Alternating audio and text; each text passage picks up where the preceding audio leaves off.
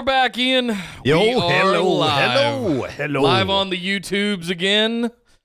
Oh, we're getting pretty good at this. Don't get cocky, man. I mean, we're 4 in. It's I've worked out most of the kinks at this point.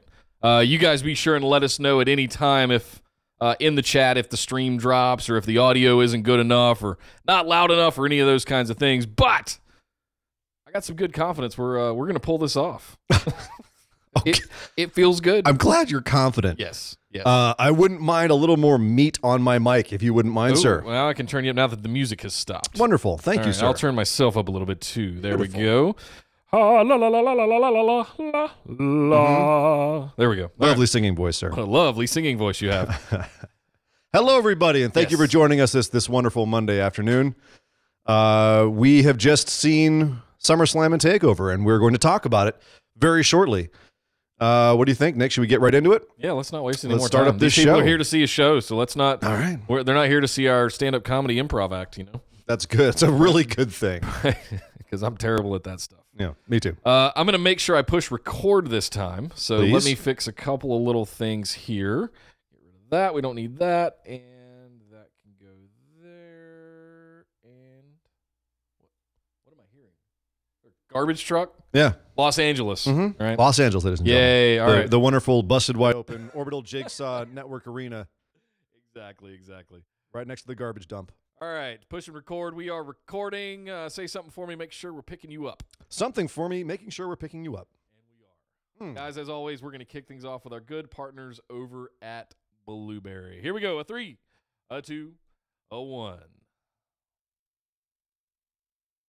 This episode of the Busted Wide Open podcast is brought to you by Blueberry.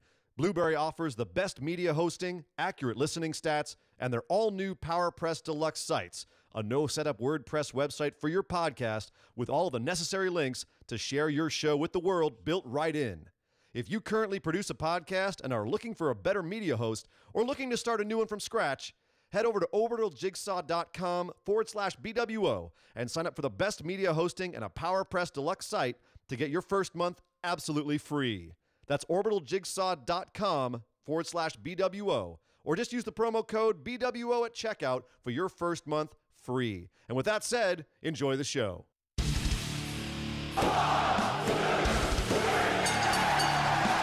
You're listening to the Busted Wide Open podcast, dropping the elbow on the hottest topics in sports entertainment and the world of professional wrestling. With your hosts, Nick Howell and Sir Ian Dangerous. Coming to you from the Orbital Jigsaw Network Arena in sunny Southern California.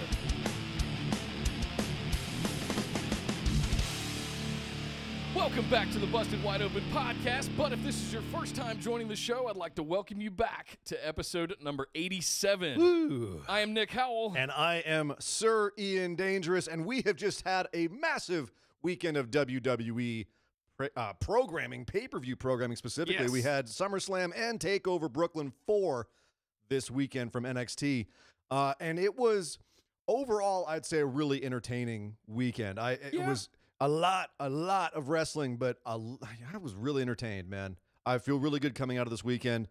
Our long national nightmare is either over or just beginning, depending on where you sit in the crowd. After the main event of SummerSlam, we will have to discuss that. That's a big topic of discussion.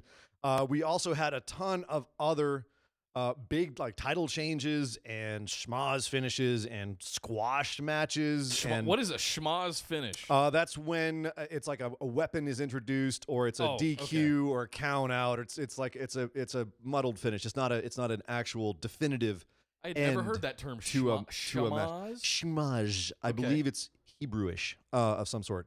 But yes, it is basically a way of saying it was kind of a non-finish. Okay. We had a bunch of those, and I was actually shocked at how many matches in SummerSlam particularly ended up being the beginning of feuds. Like it wasn't; these are not the ending of feuds, which you would assume you would see at a big show like SummerSlam. Maybe their idea with this show was it's a big show. We're going to get a lot of eyes on this. Let's try to get people invested for the next few months with, wanting to find out what happens next with some of these things. Right. Right. So that's the only thing I can think of. Coming out of as is normally the case, this is becoming a funny trend with takeovers being as amazing as they are on Saturday nights, and then looking forward to another 6 hours of watching wrestling on Sundays. It can get a little bit.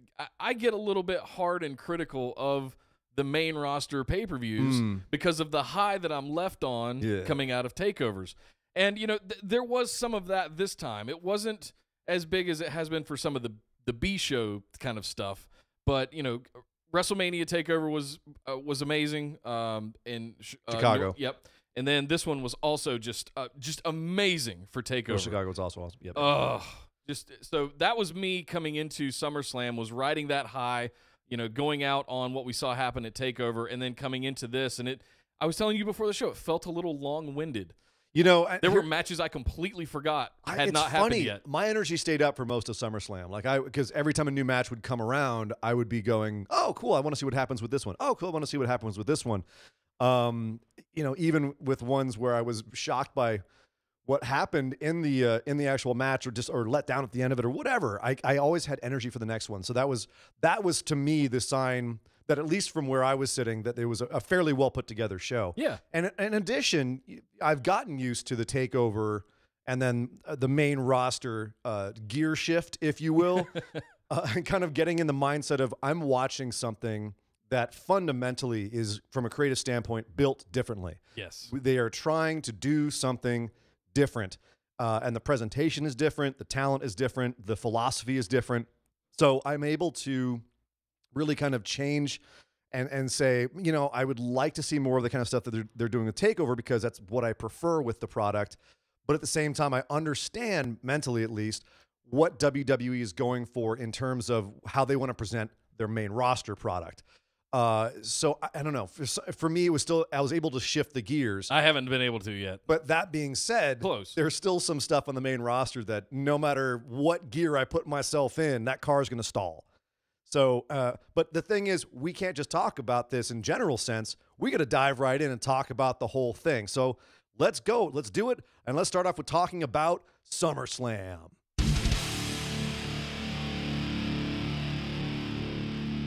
Well, when we kick things off with SummerSlam, we have to talk about, we got 3 matches in the pre-show this time. I thought there were going to be 4. Oh, I did too. I think we picked 4. We said 4 just in case. Yeah. Thank goodness that the Bayley and Sasha tag team, whose name shall not be mentioned here, did not face off again against the Riot Squad. But we did start off pulling the curtain. Rusev Day, Rusev and Lana, versus Zelina Vega and Andrade Cien Almas, which I was surprised it went first, but looking at the card, where were you going to put it? Where else was it going to go? Right. Where else was it going to go with what they wanted to do with the other matches? At least it was on the show. Yeah, well, and we had a backstage segment as well where they were getting ready to come out to the ring for the match, and we had Aiden English coming up and going, how can I help? What can I do? How do I redeem myself? This constant kind of sense of redemption. The poor puppy dog left out in the rain, like, what can I do for my master? Exactly. So, and they were like, no, we got this. You just messed things up. Only they didn't got this. Yeah. After a fairly fun match. They were obviously working a pre-show match. Yeah. It was a fairly fun match, but at the end, Andrade, he distracts Lana one too many times. She slaps him. She gets a roll-up from behind by Zelina Vega, who puts her feet on the ropes at the last second and pins Lana clean 1, 2, 3. Rusev Day with a clean loss to Zelina and Vega and Andrade Cien Almas. Do we care? I care. I mean, at the end of the day, what does this ultimately lead to? Well, here's what I was wondering is, okay, if off the top it's like, oh, Rusev Day is losing on the pre-show. Well, yeah, but they're working a bigger picture, I feel, with Rusev Day right now. We're seeing Rusev Day get broken down, hopefully to be built back up, and they're not going to get to that point, and creative's going to forget about them. Yeah. Oh, right, we were supposed to do something with Rusev Day, and they forget. Or they lose faith because, the audience loses faith, because they will. If someone starts losing a lot, the audience at some point, they like to cheer winners. So they'll stop cheering Rusev Day. So hopefully they don't. Hopefully that they stay invested in Rusev Day and keep cheering them so that they can be built back up successfully. And that at some point, Andrade Cien Almas gets, put into a bigger program of some sort, because... With Rusev, you think? No, not like in general. Oh, okay. You know what I mean? Like, get this stuff with Zelina and Lana Out of the way. Get it out of your system. Zelina is not a wrestler. Andrade's a damn wrestler. Let him wrestle. But fine. We're seeing a Lana push right now. They're definitely trying to get Lana a little bit more face time, which is why Zelina and Lana have been the crux of this feud for the most part. You know, they're the ones who are really going at it. They're the ones who've been involved in the finish for, I think, most, if not all, of their matches so far. Then why not just split them up and let them have matches individually? Why do we? I understand because Rusev Day's a unit, and so sure. But in this, are they riding some of the success of the mixed match challenge that was on Facebook Watch earlier this year? With this particular one, yeah, I think so. I think it felt like that. Yeah, and I think they learned some lessons from that they used here. But at the same time, yeah, it was what it was. I called Rusev Day to win. I think you called Andrade and Zelina. Did I? Oh, sorry, I called Zelina and Andrade. Yeah, you called Rusev Day. Yeah. I picked this one right, but yeah, we'll see what happens in the long run with Rusev Day. There's obviously a story going forward with Aiden and everything else. So, you know, it was what it was. It was just there. Cool. I was a little disappointed that the Cruiserweight Championship was on the pre-show, but in hindsight, because Cedric Alexander ended up retaining his title over Drew Gulak in a fun match, not like a barn burner, but it was an entertaining match. It could have been, though. Picked up about halfway through, had a really exciting finish. There was, Cedric has started to use a Spanish Fly as a signature and/or finisher, and he went from this really nice mid-ring Spanish Fly to this sequence of roll-ups back and forth between the two. It ended up with Cedric getting the final roll-up and retaining his title. Yeah. So I thought it was fine. It was a decent match. I'm a little disappointed because we both had called Gulak to take this, because as much as you and I both love Cedric Alexander, I think you'll agree it's Gulak's time. It is. Cedric's entrance music is kind of bad. It's really bad. It's really bad. Let's not cut corners there. It's pretty bad. And there's just, I don't get the charisma off of him that I want off of a champion, unfortunately. Love Cedric and his abilities in the ring, but I think right now Gulak is, dare I say, carrying that division right now. And he has been the most interesting guy on 205 Live for most of its run. I mean, even back when they were all having to be much more cartoonish Vince-style characters, Gulak was still one of the most interesting guys, and he has pivoted his character just enough to be more of a modern Triple H 205 Live guy, but he still has maintained enough of the fun aspects of his character that he's one of the best defined characters on the show. He has a really good posse of goons with him in the Brian Kendrick and Jack Gallagher. His presentation, the work he's done on commentary when he's sitting by the ring, the promo work he's done, I think he would have been a very good champion. And I don't know, it's not often you get rematches in 205 Live that I've seen. I think Mustafa Ali is the only one who got like a couple of rematches. Right. So I don't know if Gulak's going to get another shot, or if they're going to go pivot and go towards Leo Rush now and have Leo Rush be the champ, which I think would be a mistake at this point. I agree. Too soon. Too soon, and I don't think that as someone to take it off of Cedric Alexander, that Leo is going to redefine the nature of the championship enough. No. So. I mean, it's going to take like a Gulak or a Buddy Murphy. I mean, is there any chance of Neville ever coming back? You know, that it's something like Triple that. H was asked about Neville this week. He says he's not aware of the current state of his contract, but he knows that Neville is still under contract and they're still working on it. Interesting. Which, never believe a damn word. Never believe a word that comes out of his mouth when he's doing a press conference. But he probably knows exactly what's up with Neville. He doesn't want to say. But he did put him over as one of the best talents in the world. Which he is. It's been a shame. He's been on the shelf for nearly a year. Thanks, because of some nonsense. Let's talk about the who one. Who knows if it's an Enzo or what it is. But true. Anyway. Let's talk about the one match that I was overly hyped for the pre-show, which was the Revival facing off against the Raw Tag Team Champions, the B Team, go, go, go. No. I'm done with them. I'm over. It's over. Already? They've been champs for like 3 weeks. Yep. Yeah. I am sick of their. So this match started off with the Revival getting an early shatter machine and looking really dominant in the early part, and then at the end, a couple distractions. The ref was looking the wrong way while the Revival was rolling up the B Team for like 10 seconds. Yeah, and then looks back around right as.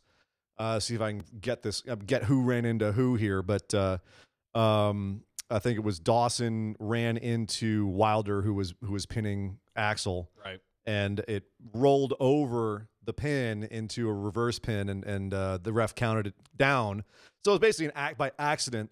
The B team won again. Look, it's all well and good to be a comedy team. It's fine. It's all well and good to be a comedy team that wins a lot. That's great. You know, it can make for some great stories. When your number one tag team is a comedy team that's beating other teams that should look legitimate, like legitimate teams with comedy, like stuff like this all the time, it's one of the reasons why the Raw tag division is in such a state of disarray right now. Your top guys can't win a match legit. Your top guys win matches by accident and make guys who are legit look like fools doing so. And this is coming off the back of Bray Wyatt and Matt Hardy woken, excuse me. And Matt's gone. Matt's gone now. He's officially out getting rehabbed. So that team's done. So that's one less tag team that you have to put in there. So, I mean, it doesn't make sense that the AOP is being kept away from the B team. What are you going to do? Have, you know, one of those guys trip and fall on his face and knock himself out and B team gets the win by pinning him? No, this is ridiculous. And I'm done. B team needs to go back down and lose the titles and give it to someone else like the Revival who is legit and can have some real tag team wrestling. This is supposed to be one of your big titles, right? The tag teams should be able to main event a pay-per-view. Not right now. They're on the pre-show. Tag team event, main eventing under Vince? They're on a pre-show. Understood. It's ridiculous. So, a moment of commentary, if I can, before we get into the kind of the main show part. Coming out of the pre-show, we had Rusev Day lose. Yep. We had Cedric Alexander retain, and we had B Team retain, which I didn't expect any of those outcomes. You didn't. No, I picked Zelina Vega and Andrade Almas, but the other two we were off. Yeah. But my point would be, coming out of the pre-show, I kind of went, "Oh shit." Gotcha. They're not doing anything that they've led me to believe they were going to do. And what is this going to do? Is this indicative of everything else? Have I called everything wrong? You got one for the right. rest of the night. I got one. We both got a ton of them right, but we both got a ton wrong and both got a ton right. But it's mostly about what I wanted to, my feeling going into the 4-hour extravaganza of what we're going to talk about next. It was almost 5 hours. You're 5 hours. A 7-hour pay-per-view if you include the pre-show. A lot of wrestling, dude. Oh, so, man. Yeah, it started off definitely a bit surprising. Yeah. But then we got to the main show and kicked it off with, so a lot of people make a deal about where things fall on the card, right? How dare you open the show with the Intercontinental title, which is something I hear a lot.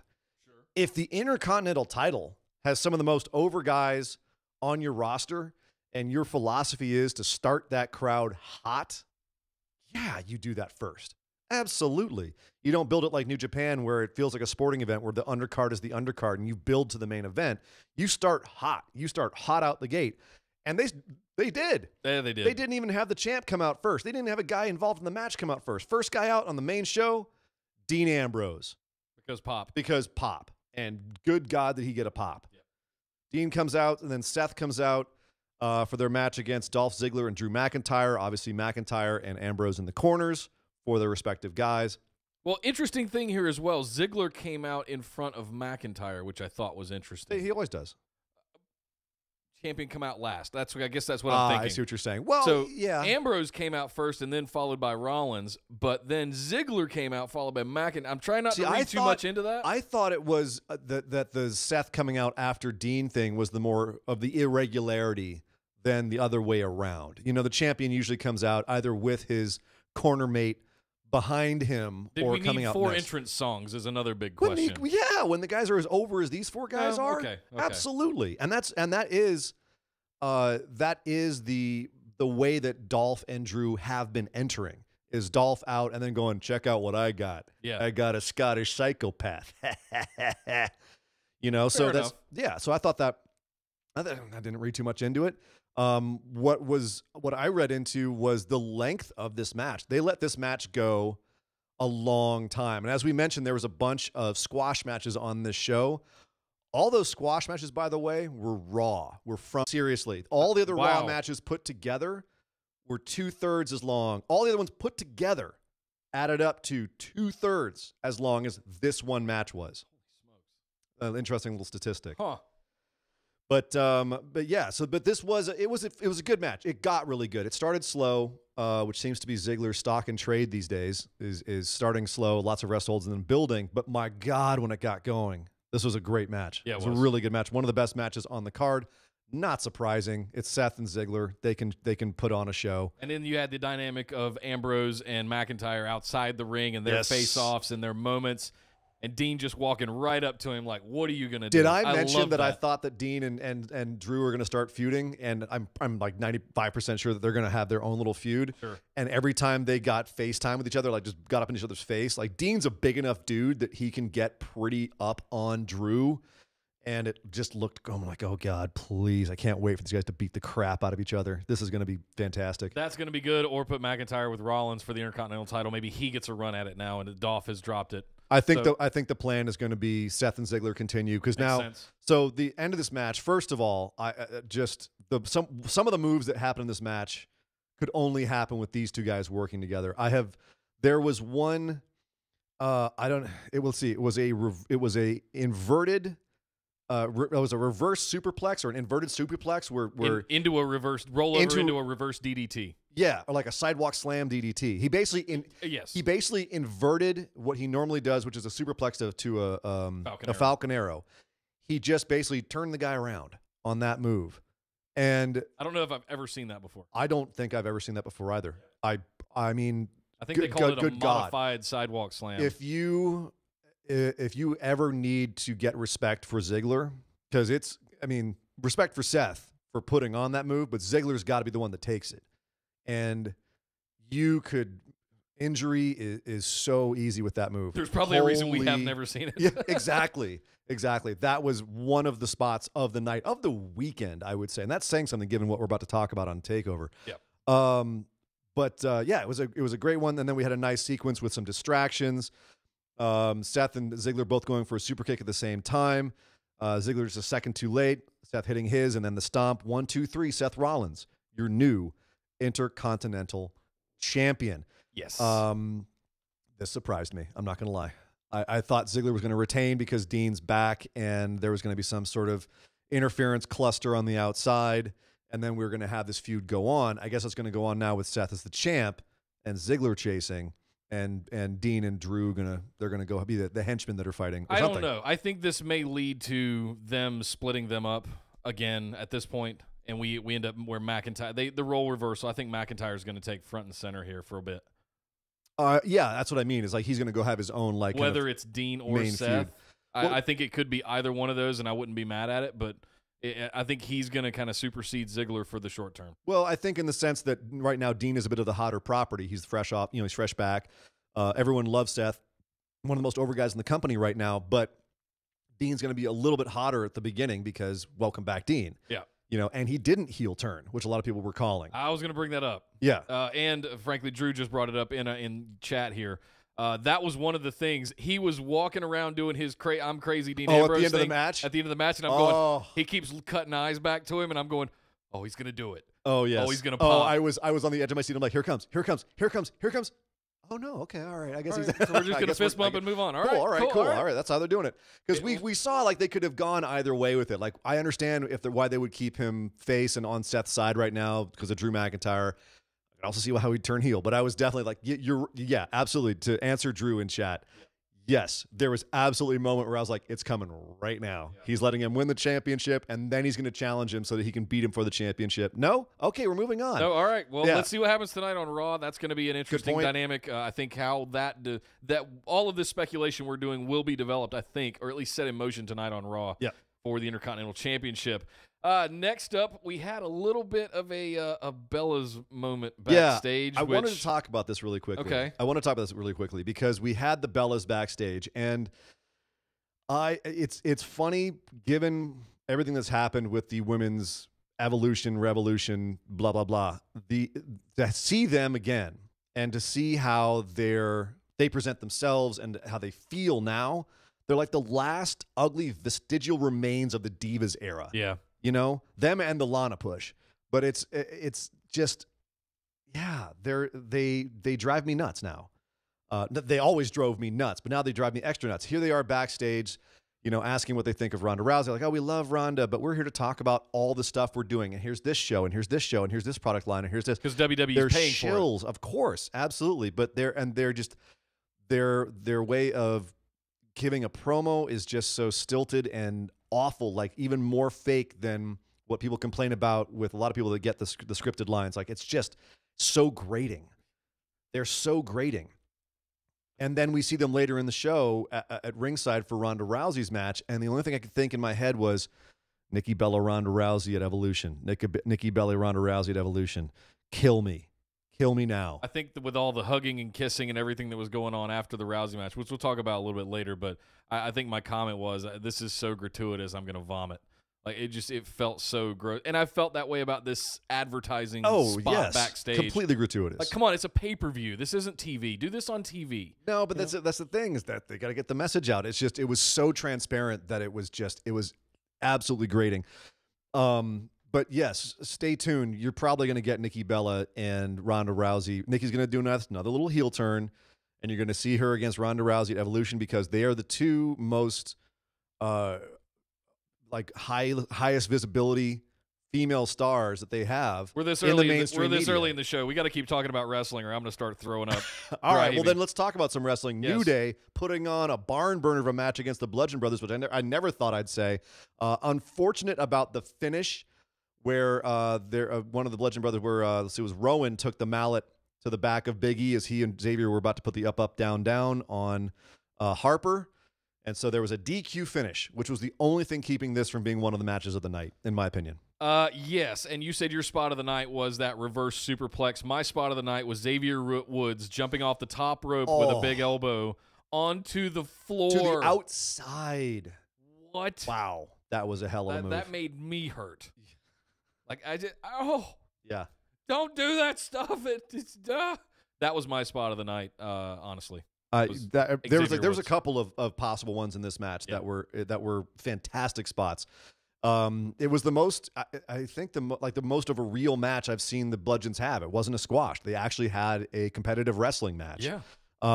Which it was nice to see. I thought this was going to be another squash. Thank you for having an actual match. It's just, obviously this feud had to continue. It was just that finish just drained all the air out of this match. Yep. Even if you're going to have the Bludgeons retain, have them do it in some just demonstratively destructive way, where they just kind of do something where they get it clean or sneaky or something, not a DQ. Well, and even if it's a DQ, have them really beat them down afterwards. They kind of there was the whole Harper's like, no, don't use the mallet. I'm going to use the mallet, and then roll out and it's done. It was a really quick out after that. And so it really did feel kind of limp at the end. Sure. You know what I mean? It didn't feel like a statement.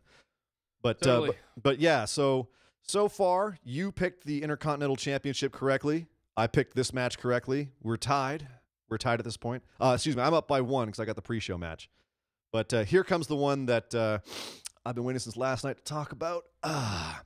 So last week on the show, when we were doing our pick'ems, you had this whole conspiracy theory about how you thought the show was going to go down. Totally. You thought that Kevin Owens... I saw a KO Authority angle coming soon. Absolutely. You wanted the KO Authority angle, and that would have been a lot of fun. Yep. Unfortunately, that's not what WWE thought. What WWE thought was, I have a great idea. Let's have Braun Strowman absolutely squash Kevin Owens. Let's have Kevin Owens get in one bit of offense, a kick, and then the rest of the match have Braun Strowman run him over twice outside, power slam him onto the grate on the entranceway ramp. Yeah. Oh, and then just beat him down. Just beat him down all over the place and win. Boom. 1, 2, 3. Quickly over. Quick squash match from Braun Strowman to Kevin Owens. You picked against your boy, Nick. You picked against your boy. Sorry, buddy. Yeah. I have these grandiose, fantastical type of conspiracies. Yes. Sometimes very rarely they come true, I should say.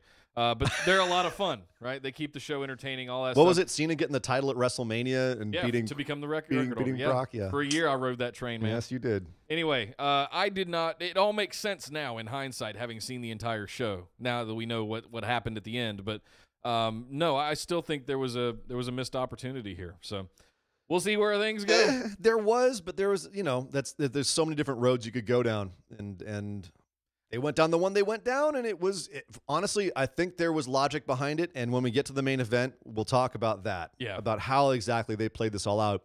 I just don't understand what the theory was what the hell are they thinking of doing with Kevin Owens right now? I wanted to give a shout out to Kevin Owens. Thank you for being a trooper. The last 3 months at least, you've just been getting annihilated. Thanks for signing that big long contract, Kevin. Time to lose a lot. Yeah. And look like an idiot. Enjoy your monies. Yeah, exactly. But KO lost here, but I won because I picked Braun Strowman. I feel horrible. And I'm not even the biggest Braun Strowman mark in the room by a long shot. Moving over to the SmackDown Live Women's Championship match, another match I thought was really good. I liked this match a lot. This was a really entertaining match with a lot of good action and some near falls that I was certain it was the end of the match. And then they were breaking them up. So it was Charlotte, Becky Lynch, and Carmella for Carmella's SmackDown Live Women's Championship. What did you think of this? This was one of my favorite things that happened during SummerSlam. Really? This match, the outcome of it, all of the stuff, all of the dynamics that surrounded it, the stories of the match that were going on. Carmella felt like a mantelpiece. Right. Like she was just there. She wasn't really significant in this. This was all about Charlotte and Becky. And this feels like what they should have done long term with Sasha and Bayley to have that kind of feud and actually tell a narrative story. WWE, they've been telling this story and building us for this moment for a long time. The fact that Carmella was there was irrelevant. The fact that Charlotte won was a big surprise to me, but I ain't mad at it. Yeah, we both picked because that of what wrong. happened. I picked Carmella to retain. You picked Becky Lynch. Yeah. But that third option, the Charlotte win, ended up being, in my opinion, the best one. That was the best option, and I hadn't. To their credit, when creative gets it, and they got it with this feud. And with this match, I don't think Carmella was irrelevant. She was there to be the foil. I just thought she was going to be the foil for longer in this. She was there to break up the pins between the two best friends who were now having to be competitive. Here was my takeaway, though. So at the end of the match, as you said, Charlotte pulls away the victory. And there was a great moment afterwards where Becky was just dejected, crushed. She goes up and she hugs Charlotte. And, shakes her hand and is kind of giving the whole, yeah, I know. There's the face covering, hiding the tears. Yeah, hiding the tears, and then they back up, and then they hug again. And then Becky drops Charlotte with a huge right hand, drops her, and the crowd blows up. I mean, if not the biggest pop of the night, I've already seen people online suspecting that they muted that crowd in the replays. Because if you watch it live, that crowd lost its damn mind. Yeah. You had more yes chants than when Daniel Bryan came out. You would have thought the glass shatter happened. Oh my God. They exploded. They blew up. They blew up. Becky Lynch beating down Charlotte, throwing her over the announce desk. People chanting, "You deserve it" at Charlotte. Yeah. I thought that was so perfect. Here's the thing. Becky Lynch supposedly going heel here, right? The idea being she's going heel. That's what it looks like they're doing, right? Here's the problem. The way they've built the story, everything she's done is understandable. And she's a relatable babyface, a massively relatable babyface. You've just spent months making more relatable and more of a babyface. And now her frustration has built to a point where her best friend has once again not stabbed her in the back intentionally, but kind of screwed her over. Yeah. And Becky finally reaches her boiling point and cold cocks her. Yeah. People are going to be on Becky's side in this. Yeah, bitch. Sorry. Dude, I was like, I did too. I was like, yeah, Becky, man, screw her. Yeah, you don't take this no more, Becky Balboa. You can't help it. You can't help but be on her side. How? I mean, they've got to have her do something dastardly in the next week or two. Oh, they're never going to get her booed. It's never going to happen. They can get her booed. They can get her booed. Getting her booed is about as likely as Roman Reigns getting cheered. Well, I'll take that bet. Okay. I think they can get Becky booed, but they're going to really have to work for it, and it's not going to make a lot of logical sense. How about that? It sounds like you just described Roman Reigns. So, yes. Well, the bottom line is that at this point, I don't know how they're going to get Becky heel, but they're going to have to. She's going to have to do something really, really evil and twisted to get her over as a heel, because otherwise everyone's going to just keep cheering her for being the badass who's coming back to get what really should rightfully be hers, but her friends came in and snaked it from her. Yep. No, So- I agree with the actions. I love it. So Yeah, neither of us picked this, but I loved the outcome. As I've said, this is one of my favorite storylines in WWE right now is this Charlotte and Becky dynamic. Yeah. And you just lit the match. Bam. Now we're off to the races. So what I want to see out of this, if I'm continuing on from this, is I want Becky to go away for a couple of weeks. In a way, I do. Hear me out. What? Hear me out. I want Charlotte to come out with the title and have Carmella go do her rematch. Maybe we lead to Charlotte and Becky at Hell in a Cell in a month. You know, something like that. Oh, yeah. But go away. Don't be on TV for a week. Let it build. Oh, no, you strike this while it's hot. You bring her out first It's thing. never not going to be hot. She's out first thing on SmackDown explaining her actions. You watch. That's going to be one of the first things you see. It's either her or AJ. First thing out on SmackDown explaining their actions. And to talk about AJ, we got to go talk about him and Samoa Joe, who had their match next, which I will take a quick second to say is bizarre. The WWE Championship's in the dead middle of the show. Yep. But as we said at the top, we're not building the show based on, where the titles stand. We do it. They do it for the flow.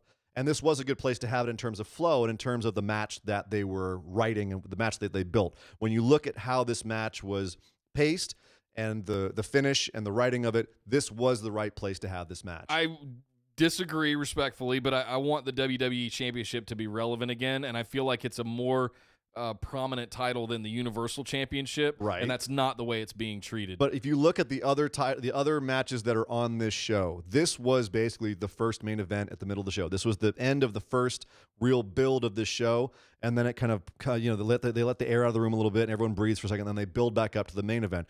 In my opinion, as far as the rhythm of this show, this was the right place to put this match. And you don't have to be respectful when you disagree with me. It's fine. Oh, okay. Well, Yeah. fine. I friggin' disagree with you then. Anyway, building up to this, I thought this was a pretty good, kind of a quick build coming up to this match over the last few weeks. Getting the wife involved is questionable.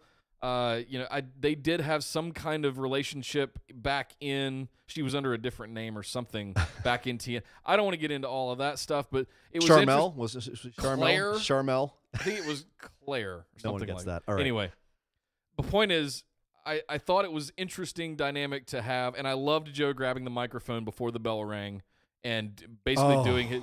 And please give Joe all the things. So on our weekly show this last week, one of the things we said was this needed more stank on it right before you went to the match. There it was. Yep. Found it. It was Joe grabbing that mic right before the match. And looking he wasn't out done yet either. No, he wasn't. Joe had a couple of times this match where he talked to AJ's wife and little girl in the audience, and which I want to be on record saying that I don't agree that having a bloody, sweaty AJ and a camera crew going over and handing him his kid. We'll get to that part of the match. We'll get to that part of the match. I loved that. I loved that part of the match. We'll that's the very end. Let's talk about the match first, the actual match. Which for a while there, I was worried was going to be too slow. I thought the crowd wasn't into it. They were exhausted from the Becky turn. But this kind of match was much more of the deliberate kind of match. Definitely a lot of rest holds and a lot of chokeholds. rest holds, but then like some big moves, and then just very, very like one after the other, deliberate, as I said. But then you had some of those big moves. You had AJ sell some huge spots. You had him put a monstrous Styles Clash on Joe at the one point. Almost pulled his trunks off. Woo! I mean, Almost got to see Samoa Joe's Joe. I'm so thanks. But it ended up being a fantastic match. Yeah. And as you said, the finish was the part that could have easily ruined the match, a la New Day and Bludgeon Brothers, but it was done well to build the drama of it. And Kimberly in our chat here just said that she wanted to see Joe and AJ for the big one on SmackDown. It deserves more. She wanted to see it in a big. This is the beginning of this feud. The way that this match ended on this show, it shouldn't have been later in the show, or it would have taken the air out of the crowd at the wrong time. Yeah, this was the right time to have this finish where Joe gets up. He's beaten down AJ. He's thrown him into the stairs and bloodied him. And gets up on the table with table with the mic. Looks out at his wife, at Wendy, and said, I said that I said that AJ, I'm going to send Daddy home tonight, but it looks like that's not going to happen. But don't worry, I'll be your daddy. Oh, AJ lost his shit. And AJ loses his shit and starts hitting Samoa Joe with the chair. He speared him into the timekeeper's Speared area. him into the timekeeper's, and then beat him mercilessly with the chair. And then at what the part that you were talking about earlier happened, where he goes out in the crowd and he's bloody, and his little daughter goes, "Daddy, you're bleeding." And the mom, Wendy, tries to put the daughter in AJ's arms. The daughter immediately wants to go back to the mom's arms. The whole dynamic was just uncomfortable and weird, and it was great. It was great. It was a great way to. This now, to me, has so much more energy and passion than anything in the Shinsuke feud. This now, yes. the stakes have been just sent through the roof. AJ, he retains his title, but at what cost? Pyrrhic victory, Joe got the win, but AJ lost his crap. Joe proved that he could get in AJ's head, but he didn't have the belt now. This has got a lot more to go. Give that little girl a Slammy, because that was, in my opinion, the acting performance of the night. That was fantastic. I don't know if that was acting. That's the point, it's man. Very method, you could say. Exactly. Hey, man, the best kind of acting is the one that feels the most real. The new Gen Z generation, right? Oh, that was good. Anyway. Again, another shmoz finish, but one I thought was completely appropriate, sold well, and I loved it. And we both thought Joe was going to win the belt, and neither of us got that one right. No, but again, this is another one where I called it differently because I didn't see them doing this particular finish. Yeah. And given that this is going to be an ongoing feud, I thought they made the right choice here. Totally. Another one where I'm going to actually go and say WWE Creative did a good job. Yep. What a shock. It was on SmackDown. Except for the next part. The next part? The Elias segment.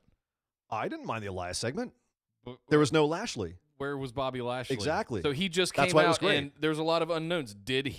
Was the neck broken? Did Lashley cut the neck of the guitar? Oh, my God. You didn't get what was happening? This is just like a funny little little comedy interlude. No, hey, it's Elias. I'm going to play. It's your sarcasm is noted, sir. He comes out and he says, "I'm going to play this concert for you guys." The usual thing. New York is trash. New York is garbage. Here I go. I'm going to play this concert, and blank, the neck of the guitar falls off. And he just, looked at it for what felt like 27 minutes. Soaked in that comedy gold, then threw the guitar, hucked the chair, and walked away. It was a great little comedy segment. I thought it was a great little comedy interlude. It had no Bobby Lashley, which would have ruined it. Sure. And there was no fingerprints of Lashley anywhere on it. This was great. It was fun. Fingerprint? Were they doing fingerprint lifting there was backstage? There was no. I'm kidding. Would you just come on? I didn't like this. I thought it made Elias look a little bit. I don't like the running gag of the interrupts. It's getting a little long in the tooth at this point. I want to see Elias wrestle because he's good at it and he's good in the ring. But I like him on the mic. I want to see him. I'm happy that he got his pay-per-view money for a 5-second spot. But I want to see him have a proper story and a feud. But here's the thing: is you have to look at it from WWE's perspective. He's a utility guy. He's a guy you can put into these different spots to fill out your card. He can come out and do the comedy segment and give you that little breath between matches and make the crowd laugh, entertain the crowd. Oh, poor WWE fan. I want what I want. But no, in all seriousness, that's what he's there for. He can wrestle, but he doesn't have to. They've got enough other guys who can wrestle who can't do the other things that Elias can do, right? So if Elias can do these things and you need that, put him out there and do that. Yeah, but he's so good at the other stuff too. He's good at all the stuff. That's why that's probably why they trust him the way that they do. Yep. So, okay, we have a big moment here that we have to talk about. Oh. The next match that we're going to talk about is Constable Baron Corbin comes out for his match against Finn Balor. Actually, the next one we have was Miz versus Daniel Bryan. Then we'll talk about Finn and Baron Corbin. Let's get to Miz and Daniel Bryan first, because this was another match with a schmoz finish that I thought was a good finish. I thought it was a great finish. I like this. First of all, it was a great match. And about halfway through it, I kind of sat back and went, you know what? This is the pinnacle of sports and the sports entertainment style of professional wrestling, where it's very cartoony. And these guys are very much overplaying the storyline of this more than they are really technically getting in there and wrestling, even though there was some good technical wrestling in there. And props to Miz for being able to keep up with Daniel Bryan on a lot of that. some of it. It's mostly just a lot of kicking. There was a lot of kicking, a lot of punching. Sure. The Miz finally got punched in the face a few times, and a couple of really stiff strikes, actually. Yep. But at the end of the day, this was very much a storytelling match. You had Daniel Bryan get his wrestling into it, which to me really elevated it to a certain point where I was entertained by the match immensely, and only taken out a couple of times by thinking, "Wow, they're really playing. They're overselling this story." You know what I mean? But it didn't bother me. I should add that's a very, very, very, very, very minor nitpick. Which part? The fact that there was some points I was distracted by how much of a story this match was, more than it was a match. Yeah. I agree. Because there wasn't a lot of, other than like he put him in the yes lock one time. I don't know that Miz ever actually got a skull crushing finale off on him clean, but I didn't think so. But there wasn't a lot of like wrestling moves, I'm doing air quotes, done in this match, other than, it was a striker match. There was a lot of these kicks and punches and all this going on. That's something and Miz I honestly can do. got a little long-winded for me. Did it? Yeah. See, I was invested the entire time. I stayed invested. Were you invested in the story of this? And I thought they did a brilliant job with these two guys and what they've been doing the last couple of weeks. The 8 years, it all ends here. 8 years in the making of we got here. I thought that was fantastic, and they replayed it for us all week over and over and over again, and in the pre-show. Point is, I was invested in it there. I just wanted just a sliver more. I wanted to see some more wrestling, and because I know both those guys can do it. If you consider that this is the first match in a feud that's probably going to go on for a while, because is it though? Oh yeah, absolutely. And so? Here's the thing. It's actually going on in the chat right now where everyone's blowing up about it. This match not only was the beginning of the Daniel Bryan and Miz feud, this is the beginning of the Daniel Bryan and Brie Bella versus Miz and Maurice feud that will probably go on through Evolution and end up going through the rest of the, once Maurice is able to wrestle again, which I don't know what her timetable is. She just gave birth, for crying out loud, a couple of months ago. Yeah. They brought the baby. I mean, the empty carriage with a sheet draped over it. They brought the baby. The baby apparently is a pair of brass knuckles.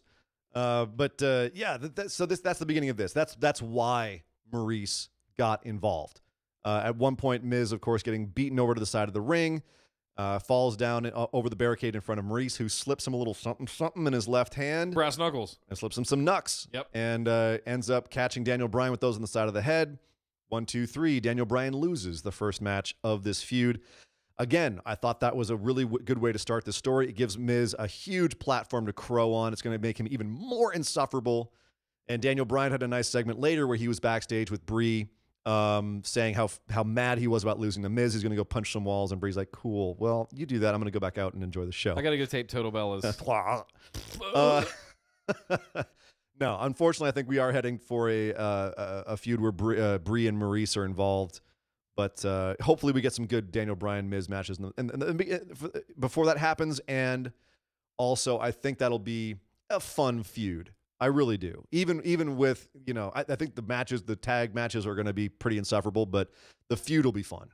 The question in the chat is, are we going to see a third entrant into this featuring Birdie versus Monroe Sky?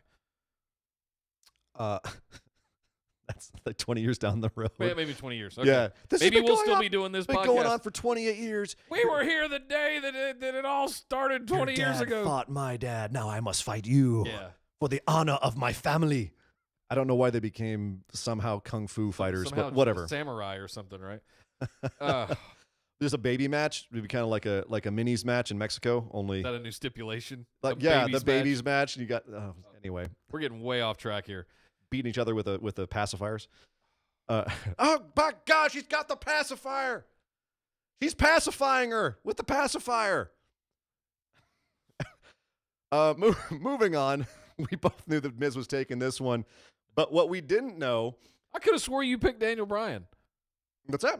No. We're gonna have to go check. I could have swore you picked Daniel Bryan. You can go check. But while you're checking, check something else that I called completely correctly on the August 2nd show.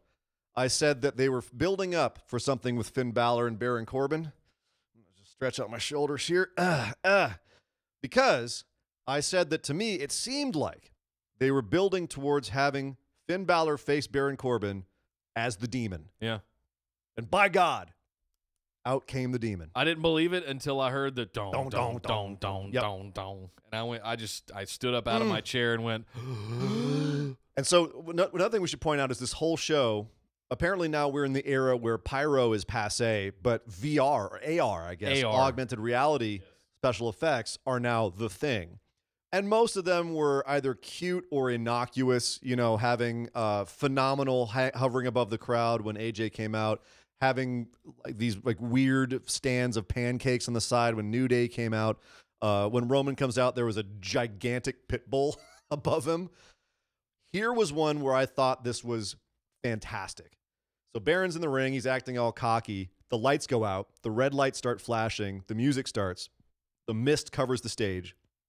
And in the sky above the arena, this dark, swirling vortex of red and black clouds with lightning strikes happening in it. Unbelievable. It looked so good. And then Finn popping up on stage as the demon with some really good paint. yeah. This was That paint was incredible. one of his better paint jobs that he's had since he's been in WWE. It looked outstanding, and That must take hours. It does. I watched the documentary about it. It takes freaking hours, and that's just to paint it, let alone design it. Yeah. It's why they don't do it more often. Frankly, is because it's an undertaking. It's an all day thing, and I'm not gonna lie, I popped hard. I popped real hard for this. I was so into this. And then I kept popping because they did the best possible option here, which was to have the demon absolutely annihilate Baron Corbin. Just squash the crap out of him. And we were kind of like, I was kvetching a little bit about the number of squashes on this. This was one I was completely like, that's what 100%. The demon should be a killer.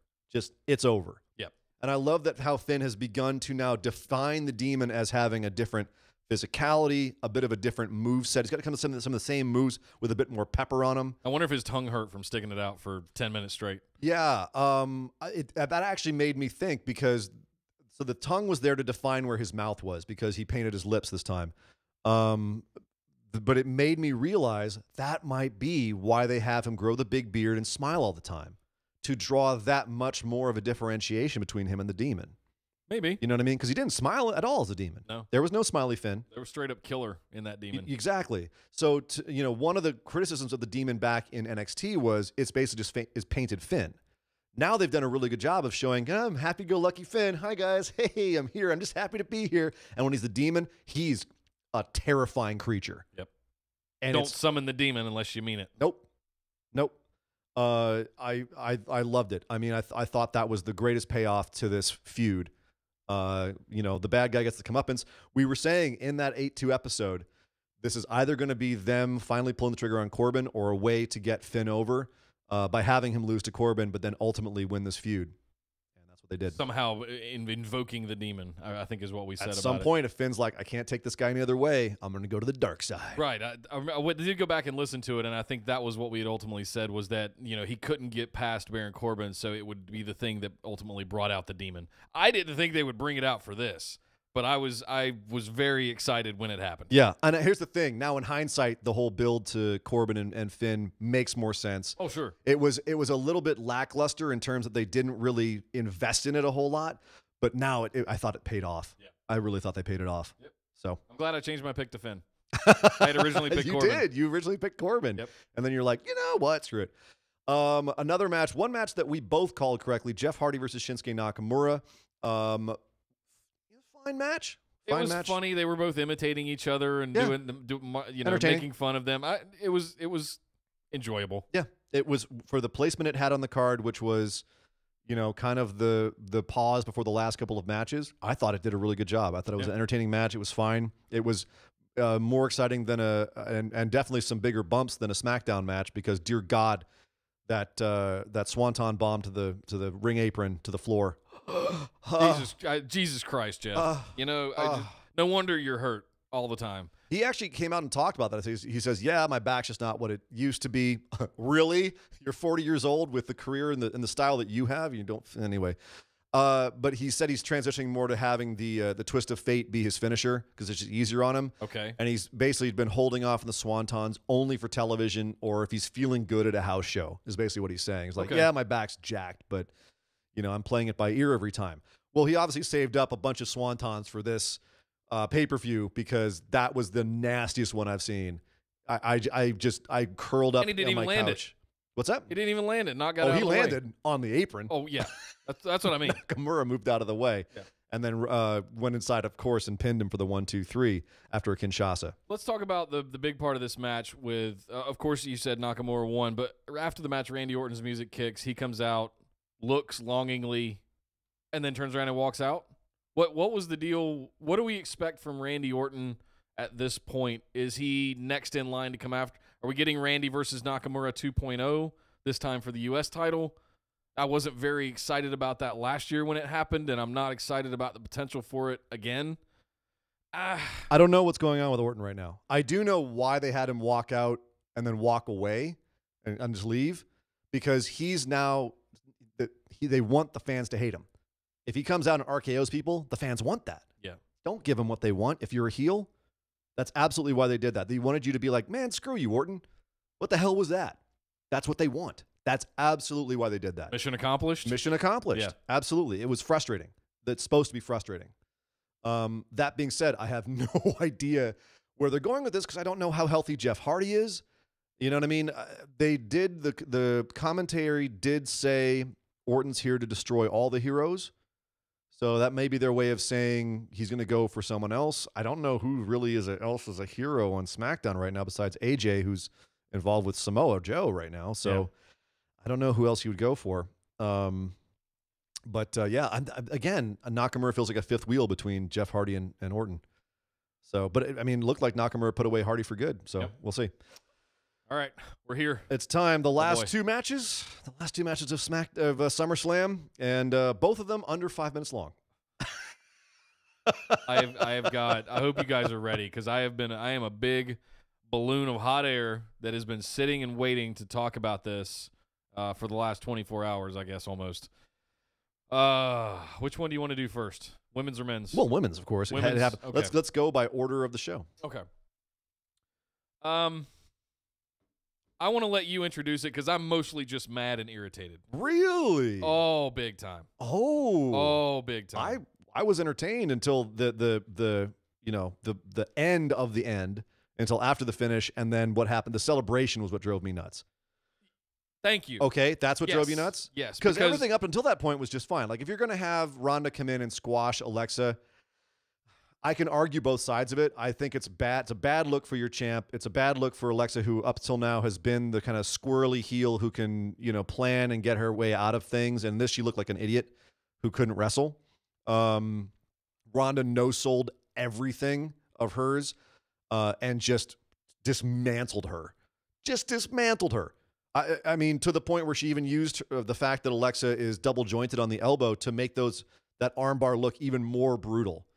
Even more, like, it just was like, oh God, it was disgusting. That's exactly. If I want to be disgusted and be uncomfortable, I'll go watch New Japan. Oh, come on. I thought that was great. It was fine. It was like an Olympic judo match, though. It wasn't even really a wrestling match. It wasn't Olympic. No, Olympic judo matches are never that one-sided. I saw a tweet last night that sums it up for me. Ronda Rousey is as green as baby vomit. And I agree with that. I think she has fantastic potential, but I'm not there yet. I'm not on Team Ronda yet. I still think this is too early. You seem to be vacillating. Way too soon. You're vacillating right on the periphery of the Ronda love. I want to be there. I'm just not there yet. Here's my issue, is she's very much, with this win, she felt like the female Brock Lesnar.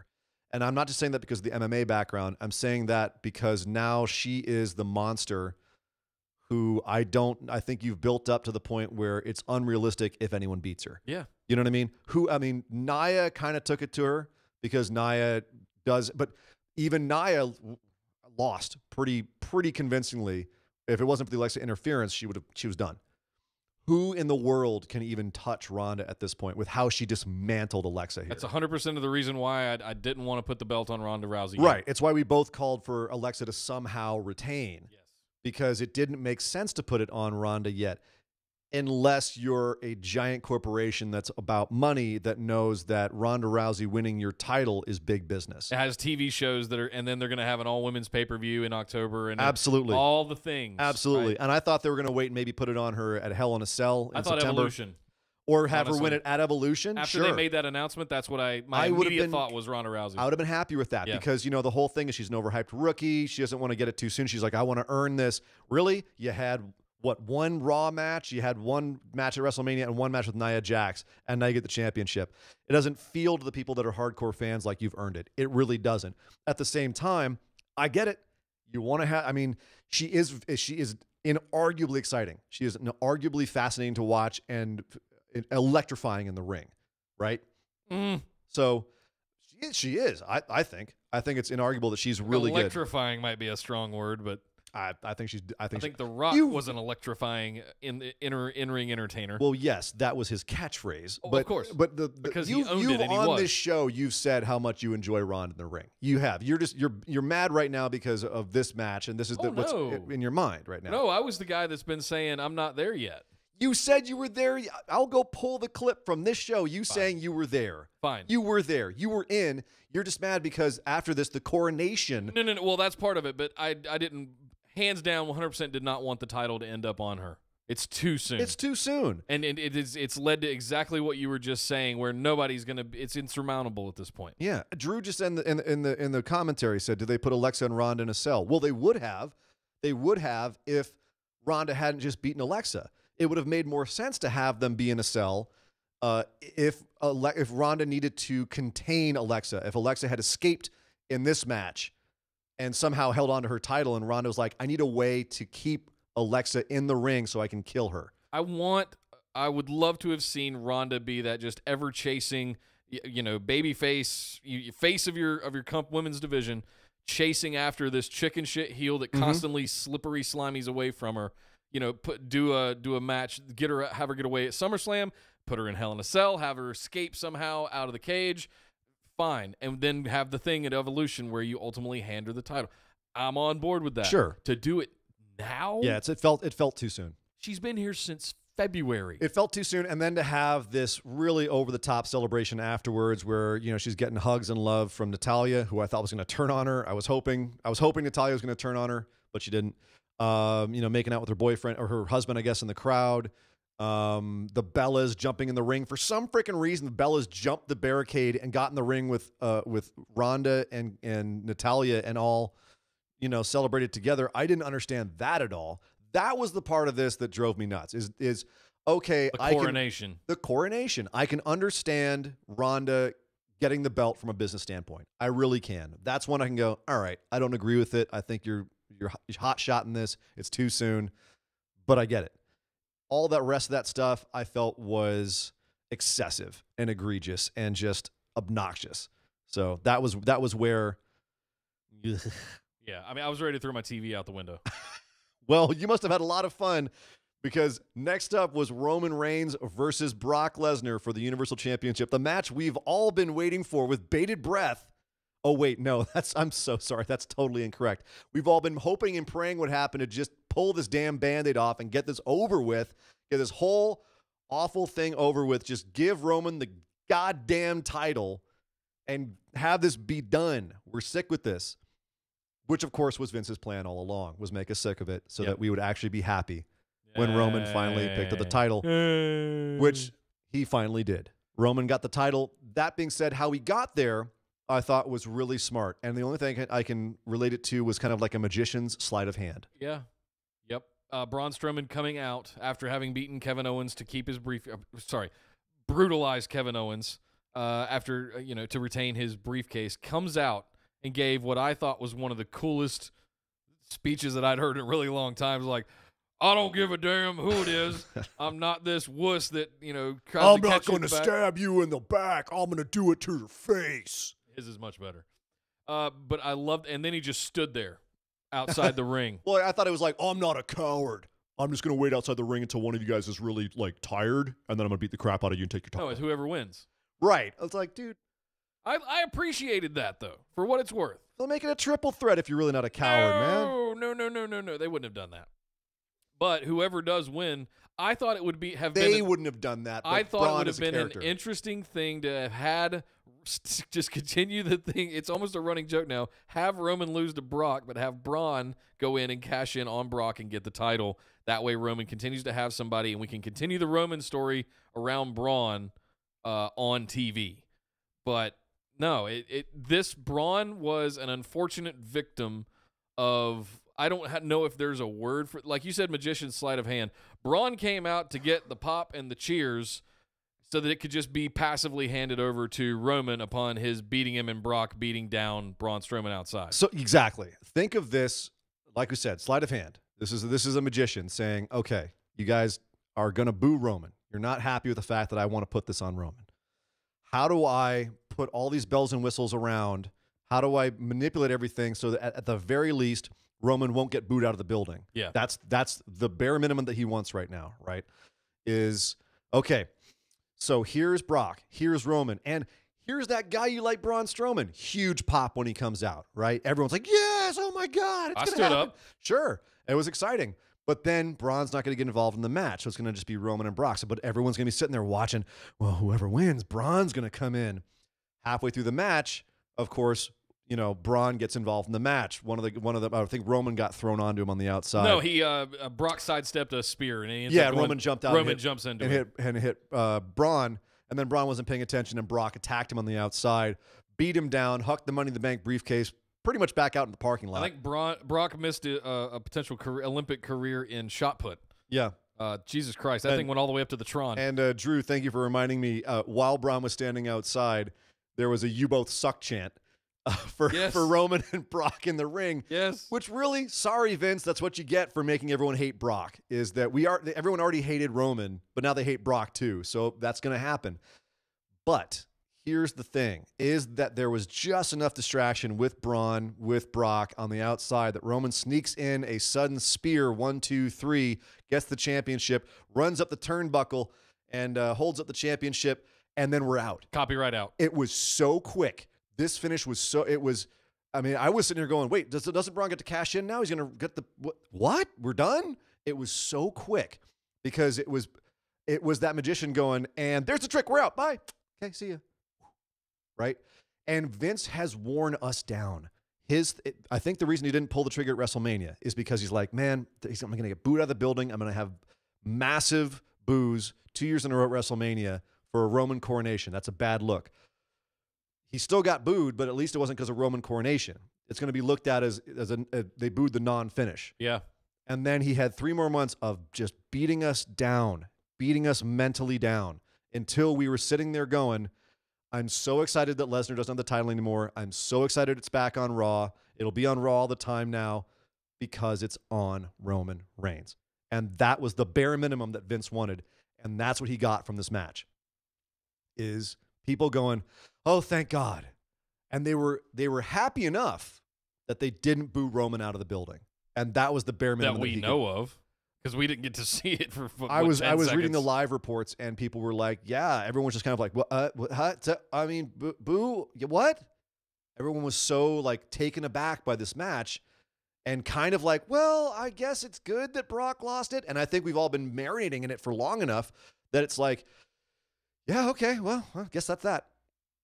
That's the mentality now. We've been beaten down. Vince McMahon has outlasted us. His bullheadedness and his stubbornness has outlasted enough of the universe to have Roman get the title and not get booed out of the building.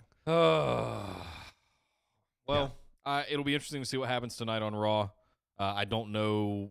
It'll be interesting to see if Braun continues to pursue it like he was last night. What? I'm disappointed that he took one F5 and got hit one time on the back with the briefcase, and that showed few me chair shots. That few was, chair shots too.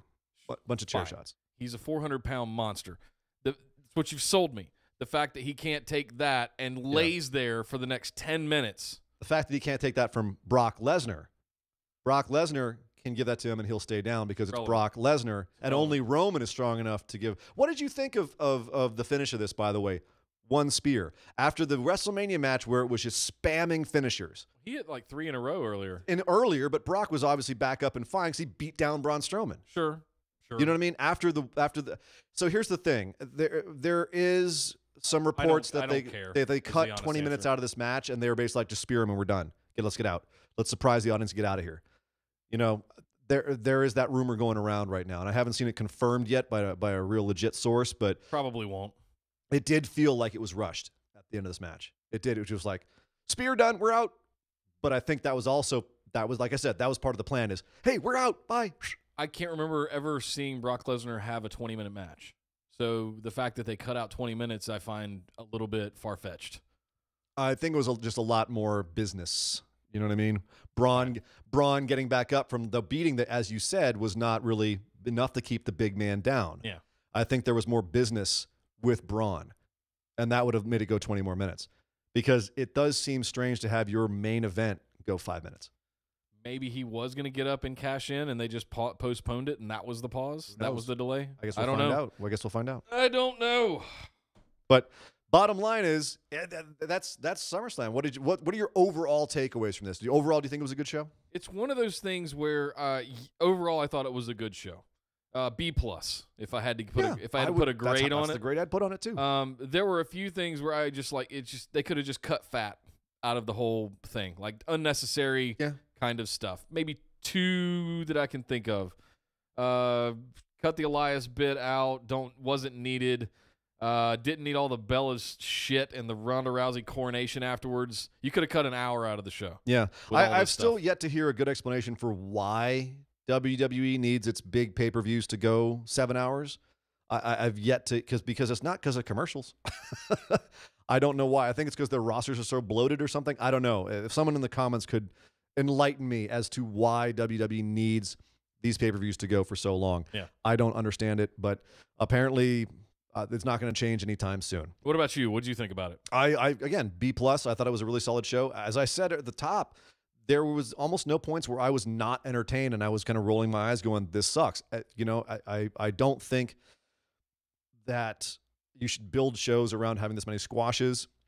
I think that on SmackDown, they demonstrably showed that they were more about wrestling and storytelling, and Raw was more about moments and kind of always gimmickry. Been that way, though, hadn't it? It's been back and forth. It's been up and down. There's been times where it's been more and less, but this show was really very much that way. But then again, that's also kind of what we were saying earlier in the week, where WWE is about giving you a buffet of different things. Sure. And as much as, sometimes some of the stuff is for the kids or for the casual fans, and you've got some stuff for the more hardcore fans or the internet smarks and that kind of thing. They're giving us a little bit of everything. We had a nice technical AJ Styles Samoa Joe match. We had a nice technical Miz and Daniel Bryan match. We had a nice technical Intercontinental Championship match. And then we had squash. Finn Balor is the demon. Woo. You know what I mean? Like, you had Elias doing the drum and the guitar and the breaking the neck. A little bit of everything. A little bit of everything. So I thought overall it was a well-made show. If you're going to go 7 hours, this is how you do it. So. Well, guys, that was it for SummerSlam. We hope you guys enjoyed it as well, but we're not done because another pay-per-view happened the night before, and that was NXT TakeOver Brooklyn 4.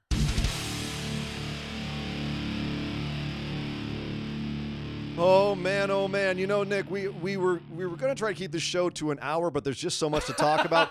This is a SummerSlam length recap show today, and I'm not mad at that because we got to talk about TakeOver Brooklyn 4.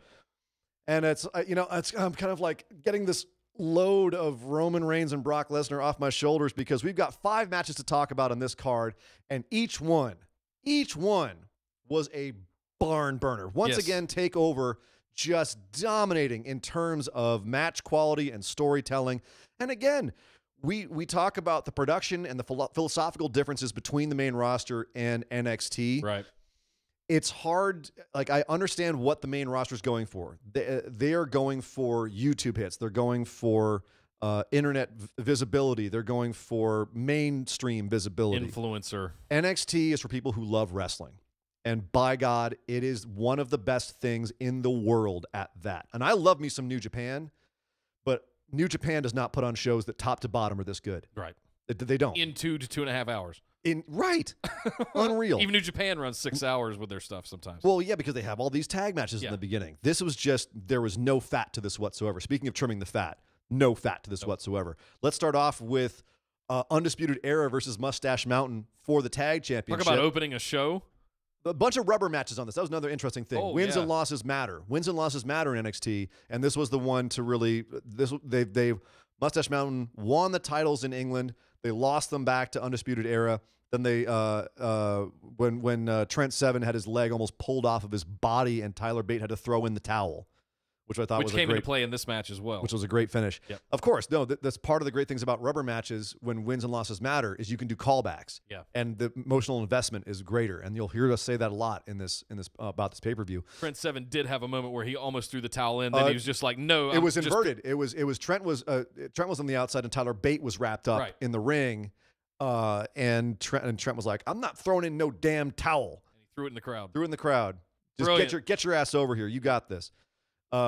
Fantastic match. I mean, obviously the first two are very highly rated. This one I thought was excellent as well. My God, the pace these guys go at is just unbelievable. And quick shout out to Tyler Bate, who pound for pound might be up there with Cesaro as the strongest guy in all of the WWE. He's not from this planet. He is a freak. He's legit gut-wrench suplexed two men. Almost immediately after doing a spin with them, with one on his back and one in the front, a giant swing. Oh my God. Yeah. Oh my God.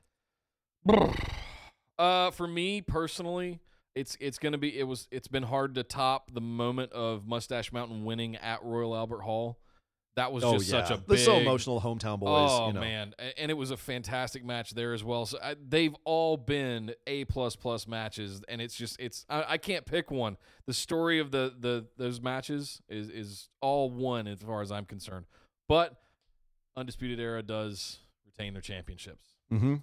So they did, and we both called that. Yep. We knew that Mustache Mountain was going to go over and be part of the UK tag division. The all-new NXT UK. Yep. So that makes sense that they would leave them on Undisputed Era. The other reason we picked that is because we had a feeling that another member of Undisputed Era was going to lose their championship this evening, which we'll get to in a moment. But that being said, this here was the right finish. Undisputed Era does win clean and looks brutal doing so. Yeah, they do. But, of course, the big story at the end of the match after Undisputed Era retain the Wall Waiters. Wall Waiters show up and demolish them. That pop-up on which one of Undisputed Era did they pop up and do the power slam on? Was that I think it was Strong.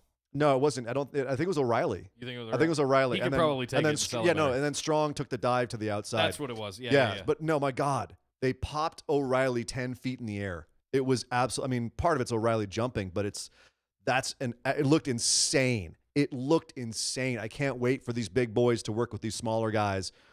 That's going to be some great matches. War Raiders is another team where I look at them and I go, they're really good. I love them. But dear God, they're going to suck on the main roster. Yeah. Yep. They really are. I think Undisputed Era could find their way on the main roster. War Raiders are going to suck on the main roster. Yep. Just saying.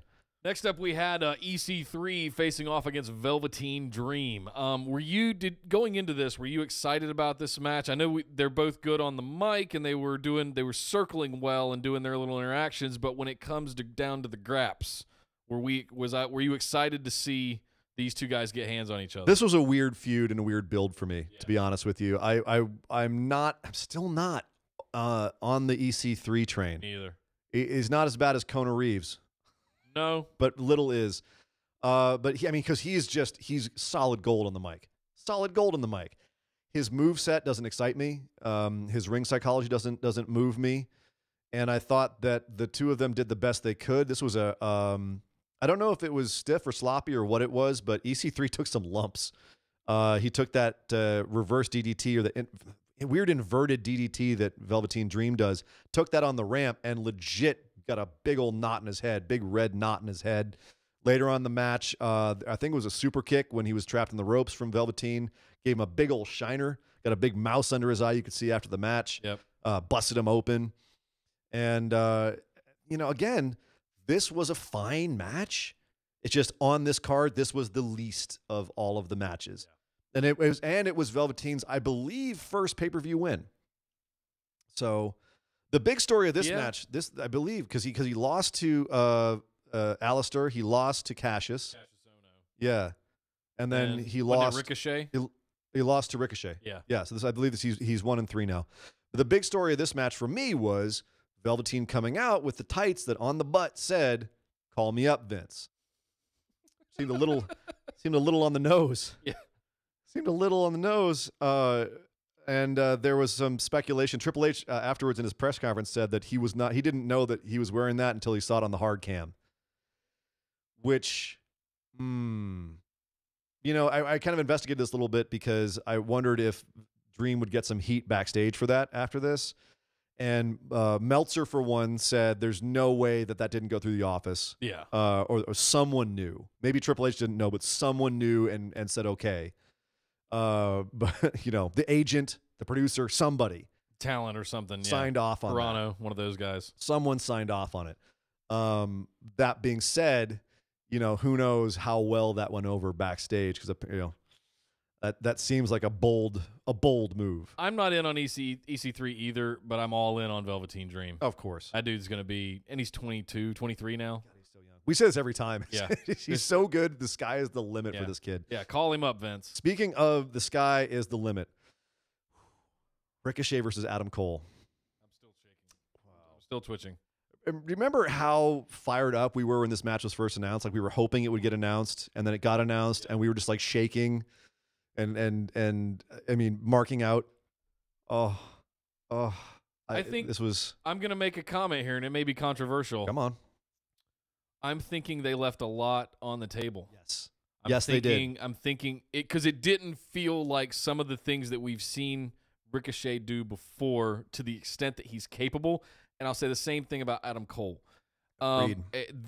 Is this going to continue? I think it will. I think Adam Cole is not going to let his North American Championship go away easily. Mm-hmm. So I'm hoping that we get more of this, maybe all the way to Survivor Series in November. Maybe it just builds over time. But I would be happy to see another match between these two. Maybe like a second match on TV and then a rubber at Survivor Series weekend. Yeah, absolutely. Let these guys continue to wrestle. This definitely felt like they didn't go all out. There were some huge spots. We got to talk about the super kick in a second, but from now on it will be known as the super kick heard around the world. The super kick, all caps. But it did feel like, having seen a lot of other stuff, like Ricochet was trying to work more of a WWE style match, and I think it was something that they might have challenged him to do. Can you do this? And still be exciting and still get over with the crowd? The answer, obviously, a resounding yes. Of course. Adam Cole also just completely money. I heard a really good statement. I think Triple H said this in his press conference.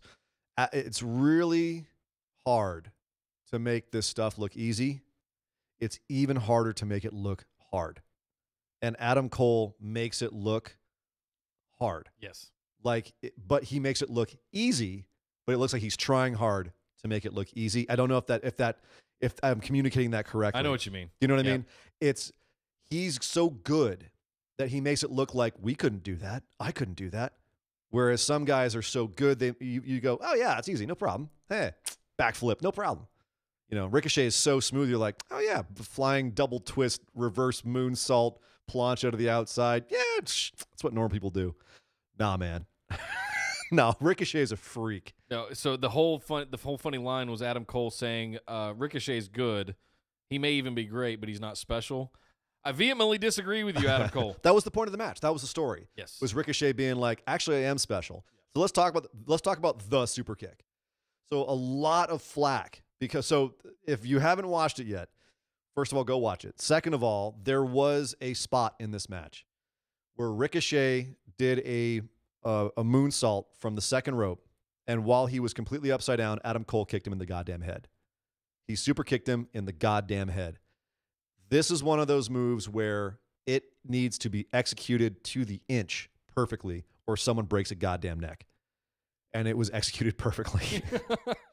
Absolutely perfectly. Arguably the greatest super kick of all time, up there with Shawn Michaels to Shelton Benjamin from the top. Like that, this was one of the greatest single moves I've ever seen. And then scared the bejesus out of me. Adam Cole doing the Jack Sparrow run towards him to give him he's like, oh God, I gotta get him. And he ran over to Ricochet and threw him up in another move and went for the pin. Ricochet kicked out. So that's the controversial thing is, should Ricochet have kicked out at that point, or was that a match ender? And my point is, no, Ricochet is special. No, of course he kicked out. Adam Cole would have to do more than that to put him away. And there was a couple more great spots in this match, but that's when the match really picked up. And it went to town, and yeah, fantastic. I hope we get more. I hope we get more. I'm just going to leave it at that. It felt like a preamble, a precursor, even though there were a couple of major spots in there. Mm-hmm. Let's go over and talk about the NXT Women's Championship match where Shayna Baszler was defending against the newly invigorated Kairi Sane. Let me see if I can say this like Sam Roberts. Kairi Sane. Kairi Sane. She's just had her wound up, and a different kind of Kairi Sane over the last couple of weeks. There was a lot of New Japan in this show, and I'm going to say that. I know that's a very kind of marky thing to say, but bear with me. So on one thing, Ricochet came out. He's got that jacket with the wings on it. Yep. That to me looks very Tanahashi. Okay. And it does. It's very Hiroshi Tanahashi. Ricochet and Tanahashi and if you don't know who Tanahashi is, he's the ace of New Japan. He's the top guy, has been for years and years and years. Has been falling off a little bit recently, but looks like he's out on a resurgence right now. Well, he just won the G1. He's okay. Yes, he's having a resurgence, is what I'm saying. But he is arguably one of the greatest baby faces in the world, one of the greatest wrestlers of all time, and he and Ricochet are very close. And Ricochet recently has been calling himself the ace of NXT. Tanahashi calling himself the ace of New Japan. And Ricochet actually online asked for Tanahashi's blessing to call himself that. And Tanahashi, of course, gave it, saying, yes, you've earned that, which is a huge honor, by the way. But I felt a little bit of Tanahashi with Ricochet's ring gear. I felt a little bit of that. Okay. Tanahashi has very similar ring gear. Go look him up online. You'll see what I mean.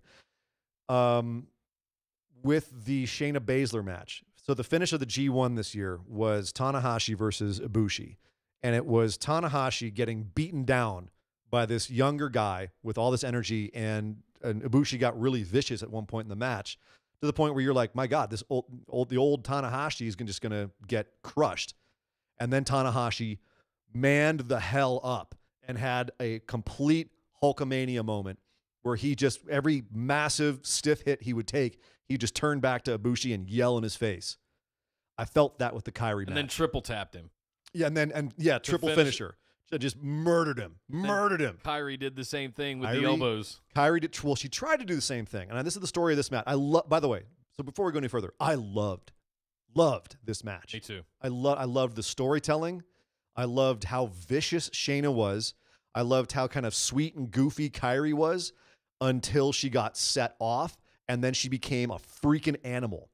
And then I love the fact that even though she became this animal, she found that killer instinct that they were talking about with the build of this match, she still couldn't put away Shayna because Shayna was just that much of a monster. The only way she could beat Shayna was by being a wily in-ring specialist and getting that little roll out of the Kirifuda clutch into a pinning combination, into a roll-up pin. Like she pinned her down. Got her shoulders down for just long enough. I loved that. I loved the way this match was built. And both of these women, I thought, were head and shoulders above where they were a year ago at the finals of the Mae Young Classic, where they had their first match. It's amazing to see how far they've come in just a year, for sure. Mm-hmm. I loved it. I thought it was fantastic. But Kairi Sane comes out on top. She does. She's the new champ. She's the NXT Women's Champion. Champion. The one thing we got wrong on this show. We both called Shayna to retain. We got everything else. We both called the same on this entire show. I wouldn't be surprised if we see Shayna appear on Raw, aside Ronda Rousey, maybe contesting Ronda Rousey, something to do around Ronda Rousey. We called that Shayna was going to come up if she lost the title. I'm still waiting to see her come up. If she stays in NXT for longer, I will be a little bit surprised, but there may be other stuff I don't know about that's going on. There may be reasons why she's staying in NXT for longer. I don't know. Maybe she's got to finish out her whole thing with Dakota Kai. A broken Shayna Baszler finally gets beaten by Dakota Kai. Something like that. Sure, I don't know. Sure. But bottom line is, I was surprised that Kairi won, but the way that she won, I'm not mad at it at all. It kept Shayna looking like a beast. It made Kyrie look like a little monster. And you know, for someone who's kind of as, for a lot of American eyes, as corny as Kyrie can be, I thought that this was a good way of showing that, yeah, she has a lot of these kind of goofy trappings with the pirate stuff and the little stomp, and yeah, she's so cute. You know, she's like a little anime character, you know. But man, she can turn it on. And like a lot of these Joshi wrestlers from Japan, they're all cute until they start kicking you in the head, and then the cuteness goes away, and they're terrifying. Well, hey, next up, closing out the night. Are we closing out this feud? I certainly hope not.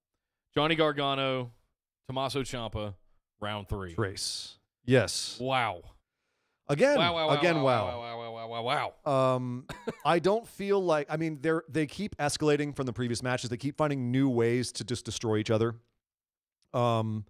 It didn't feel that much different from the street fight one because the rules are kind of the same. Same rules. They did a lot of callbacks. They kind of had to keep this interesting. Johnny has officially gone to the dark side. His little kind of half smiley face symbol is now looking like Venom, where the darkness within. He's tweeting about the darkness within. I think someone in our Facebook group when we were watching it noticed that. And, you know, I like the fact that Johnny has now completely lost his mind and he's given into the darkness and is just out to destroy Tommaso Ciampa. And Ciampa is just kind of fighting for his life, really. And there was just some absolute brutality in this match. It was the last man standing match. And my God, I usually can't stand those matches. I can't stand last man standing matches because, you know, always going down to the count. They're gonna get up. They're gonna get up. It's just, it feels like a waste of time. Like we know they're gonna get up.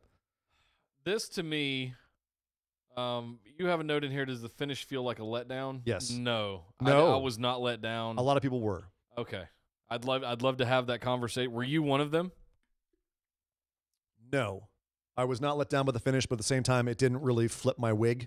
Okay. I know what they were going for. I know what they were going for at the finish. From what I understand, the finish was changed on the fly due to a legit injury to Johnny Gargano. It's hard to say what they did differently than what it would have actually been because from a storytelling standpoint, it works. The finish of the match, of course, was Johnny finally handcuffs Tommaso Ciampa to some of the lighting rig over on the side of the stage. Right. And, you know, just starts beating the shit out of him, absolutely annihilating him, and finally pulling down his knee pad and going for a final knockout knee, but going too hard, the rage overcoming him too much and going through Ciampa, knocking him out, but then going past him and falling onto a bunch of equipment and busting up his knee. Yeah. Dislocating his knee so that he could no longer stand. Tommaso, meanwhile, rolls off the edge of the stage. Sliding off the edge of the stage, half conscious, so that he's propped up by the stage, but his feet are on the ground and somehow retains. The story, the idea being that Johnny's hatred made him dumb and, you know, made him do something that was so violent that he didn't think about his own safety. And as a result, made a fatal error, a fatal mistake, but it didn't necessarily read that well. If that makes sense. I get what they were going for. It's just at this point in this feud, it didn't read well. I think it was a logical next step into what is going to continue to be a long-running feud for the rest of the year. I've been saying all year that this is going to go run the length of the year. Still don't think we're anywhere near done with this yet. But it needs some time off. Sure. It needs to breathe. But what do? Bring Alistair back? Bring Lars back? Let Tommaso face someone else for the main championship. Okay. Whether it's Adam Cole or somebody else. You know, Adam Cole's almost a face at this point. Yeah. Like, you know, they're with his reactions, you could turn him face for a little bit against Tommaso, or you know, they've got a lot of other guys you could put against Tommaso Ciampa right now. Let Johnny go away and be quote unquote injured for a while, lick his wounds. Shows back up. We're not finished yet. Sure, yeah. But here's the thing. This was supposed to be a triple threat with Alistair, and they had to scramble to get what they got here. And one of the reasons why this match, I think, felt like a little bit too much of the same, because it is. It was. This wasn't what they wanted to do. They knew it would be too much of the same if we had a third Ciampa Gargano match this soon. And it was. It was still so good because these guys are absolutely freaking amazing. And it was really, really good. It just, you know, at this point, we've seen it too many times. It needs to breathe. I would love to see a Lars intervention of some sort. I would love to see him kind of take on a little bit of a big man face role. Who's but, that? Lars Sullivan, yeah. I mean, they could bring him back face against Ciampa, and have Ciampa beat him down. Could be interesting. Who knows? Sneak away with the wins on Lars, which would make Ciampa even because people like Lars. Oh yeah, they did. That's what I'm saying. He would work as a face. Yeah, absolutely, and especially with Ciampa being the wily little shithead heel who keeps sneaking away wins on Lars. Oh, that'd make people insane. Oh yeah, so me one of them, me included. Yeah, so let's hope they give this a little bit of air. To me, this was fine. I thought this was great. I liked the ending this on another. God damn it, Ciampa. Yeah. You son of a bitch! You bald-headed bastard. But he is still your champ. And NXT once again brings the house down with another fantastic takeover. Oh man! All right, so final thoughts, final takeaways on Takeover. Yeah, how did you compare this to other takeovers? Like, where does this rank in all of the takeovers? I mean, the tag match was 5-star in my opinion. That was all of them have been. That's the point. All 3 of the matches between these 2 teams have just been amazing, and going all the way back to Royal Albert Hall. I didn't care for the EC3 Velveteen Dream, so that's my one kind of knock on this whole card. But even that's a minor knock. It's the first defense of the North American Championship we've seen, and I thought it delivered. Woo. Oh boy, and it even left some things on the table that we could see more of with between those two going forward. Maybe if they want to do that. First, is it? He's defended it before. I don't think he's defended that. He has. Belt. Oh, yeah. Has he? Yeah. I'm trying to remember who, but I know he's defended it. Not many times, which was Ricochet's whole point. Okay. But he has defended it. Let me see here. What else do we have? Didn't he defend it against Roderick Strong before Roderick turned? Anyway, whatever. Neither here nor there. We'll figure that out. The point is, this was fantastic. How does it rate to other takeovers? That's hard for me to say because I haven't seen a takeover that I was disappointed in yet. Dead serious. Touche. So, Touche. what about Well, then you? I think that's the perfect way to say it. Yeah, I agree. I thought this was another barn burner. I'm very curious to see where NXT goes now. We've kind of reshaped the landscape a little bit with a few things, and I'm very interested to see where they go next. So I'm very excited. And obviously, the one last thing we have to mention before we get out of here is who should we see in the crowd in the middle of this? Bro, yes. Matt Riddle. Oh, it's official. He's coming to NXT. He's going to be at a Progress show at the end of September. He has signed with the WWE. Here, we'll get into how he got to the WWE in the main show this week on our main show because it's a very interesting story about how he got there. This has gone full meta on us. So we've now got Donovan Dijak, Keith Lee, Ricochet, and Matt Riddle. Well, it's just like all in NXT right now. They raid PWG from time to time. I mean, it's like back when Sammy and Kevin and all the rest came through. I mean, Ciampa, Gargano. I mean, this is not a new thing, dude. Yeah. This is not a new thing, and it will probably happen again. They're going to build up a bunch more guys. We'll see Brody King in there in 2 years. I'm just excited because it's all our guys. All our guys. It's what happens every time, man. Yeah. Well, guys, thank you very much for tuning in. Let's really quickly, before we get out of here, I want to talk about something. We had our pick'ems. Oh, well, of course, yes, we have to go down that. I only want to bring it up because I won. Wait, no. Yeah, I did. How did you win? Well, let's see. I picked Rusev. I picked Zelina Vega, Andrade Almas. That's one for me. Neither of us got Cedric Alexander, Drew Gulak. Neither of us got Revival and B Team. You got Seth Rollins and Dolph Ziggler. Okay. I got Bludgeon Brothers over New Day, and I got Braun Strowman. Shitty finish. And I got Braun Strowman. Okay, so 3-1. Every other one we picked the same on. Every other one. We gotta stop doing that. We picked the same on. I know. We gotta we gotta make sure that we have more controversial ones. But man. And you gotta stop picking against Braun, bro. I know. Can't believe you picked against your Until boy. they put him up against Every Roman. time you pick against Braun, I'm gonna pick Braun. Because Braun's the reason you won WrestleMania. Don't forget. Never forget. Actually, Cedric's probably the reason I won. Because I put the prop bet way up there. Yeah, that's right. You put a big one inside. Yeah. Anyway, bottom line, once again, your boy, Sir Ian Dangerous, comes out with the big victory on the pay-per-view, unless it's WrestleMania, in which case I lose. Right. But it's not like I picked a bunch of stuff wrong. You got a lot of stuff right. I just happened to agree with you. Yeah. Okay. You were right and agreed with me. Well, those of you in the chat, thanks for hanging out. Thanks, everybody else, for tuning in to our recap of SummerSlam and TakeOver Brooklyn 4. If you want to support the show, come and join us in the Facebook discussion group. Lots of action going on over there. You can also find us on Twitter at BWO Podcast. And hey, if you want to interact with the show and get involved, you can head over to patreon.com/BWO. Check out some of our cool tiers. Get a copy of the show notes, ask listener questions. And hey, we're going to even be doing our first special bonus episode for the month. Now that we're past SummerSlam. We're going to record that right after this. On Roman Reigns. So be sure to stick around for that. If you'd like to hear that, that is available at the $10 tier on Patreon. Last but certainly not least, if you want to rock some sweet swag and let everybody know that we are your favorite show, head over to orbitaljigsaw.com/store. Pick up a t-shirt, hoodie, phone case, coffee mug, all that good stuff. Yeah, and don't forget to like, share, and subscribe.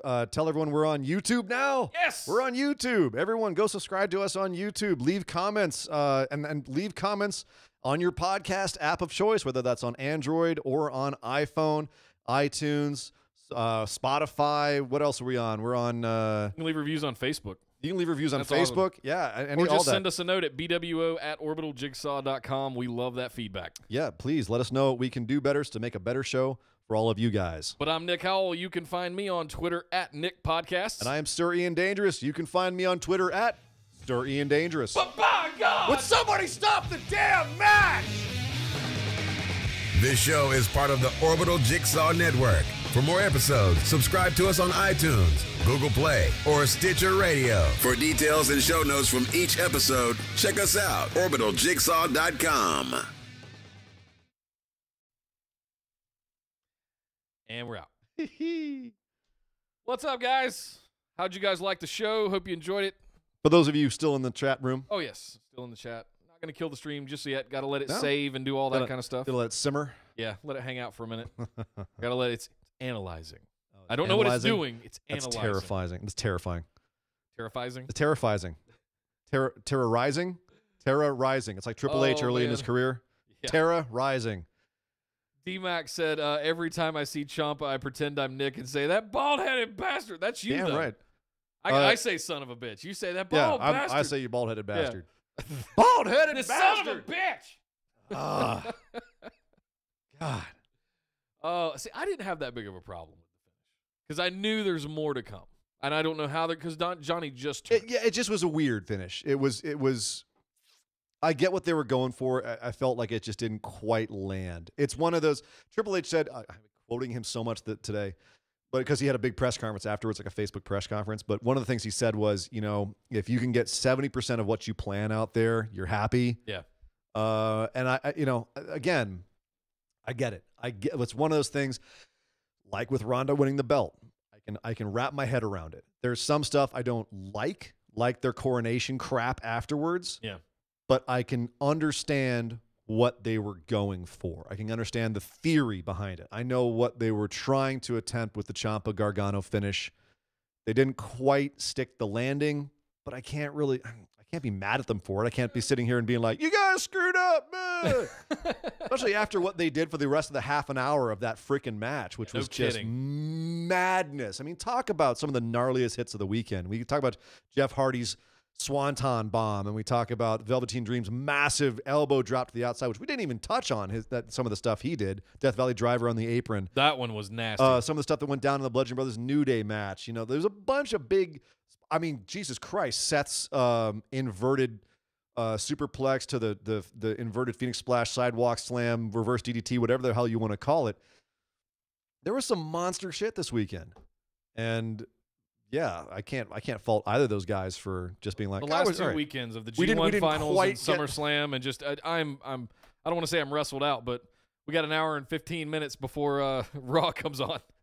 Yeah, so it's gonna be issued. They're always interesting after WrestleMania and SummerSlam. So yeah, it's gonna be a very live crowd. It'll be interesting to see how they react to old Roman here, and it'll be interesting to see how they supposedly Brock might be there. From what I heard, he is scheduled and contractually obligated. From what I understand. Bebosh has said in the chat the Ronda war paint eyeshadowing horrific weird kabuki shit she had on. What was that? I got nothing. Oh my God, she looked like all she needed was that weird. Remember the time she came out with the hair braids that made her look like a Klingon warrior princess? If she'd done that with the eyeshadow, what was the she would look like a goddamn alien. What was the black Amazon chick that was in Conan that she had the crazy like eye wings or something like that? Freaking not Gloria Gaynor, Ian. Damn it. Come on, chat, help me out. No, I got this. But she had like the eye wings going on, like that girl. Biting Kareem Abdul-Jabbar on the neck. Or it wasn't Kareem Abdul-Jabbar. That was Game of Death. It was. I don't have. And then Becky Lynch also ditched the goggles. I noticed she didn't do the goggles on the kid this time. And Grace Jones. Grace Jones. She also had the unibrow makeup going on. Like, what was Becky Lynch wearing last night? Becky Lynch has done that before. She's done that weird eye paint before. For her, it worked because by the time the match was over, it had been wiped off most of her face. So when she did go and hit Charlotte, she had like the eye black on. And so she looked crazy. D-Mac said she looked like a ghost that went to the Mac store and was approached by a new employee that had no idea what they were doing. Hilarious. Nice. Guys, I got to get out of here. Thanks very much for hanging out. We got to go record that Roman Reigns episode. We're going to go do it right now. Yeah. So try and get that done before Raw tonight. So. Yes, sir. Yes, sir. So if any of you guys want to hear that, make sure you sign up for the Patreon tier. And thank you all very much for hanging out in chat. Always a pleasure, guys. And we will be back with you this Thursday. Yep. Take care, guys. See you next time. See ya.